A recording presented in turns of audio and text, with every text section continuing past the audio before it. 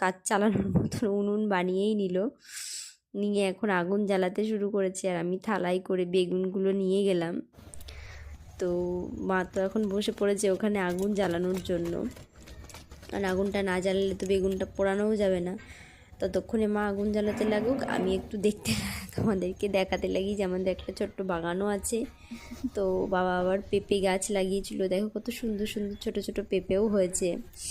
একটা পেঁপে তোলাও হয়েছে, খাওয়া হয়ে গেছে সেটা। আর একটা দেখো ছোট্ট একটা পেঁপে হয়তো খসে পড়ে গেছে গাছ থেকে, তো আমি আবার সেটাকে হাতে করে তুলে নিলাম। তো দেখতেও ভালো লাগে এমন ছোট ছোট ফলগুলো, আমার তো খুবই ভালো লাগে। আমি আবার হাতে তুলে নিলাম। তো যাই হোক, এদিকে দেখো মার উনুনটা জ্বালানোও হয়ে গেছে। এবার রুটি শেখার জালটা দিয়ে মা বেগুনগুলোকে পরপর পাতিয়ে দিয়ে বেগুনগুলোকে পোড়াচ্ছে। তো বেগুন পোড়াতে যথেষ্ট টাইমও লাগে, তো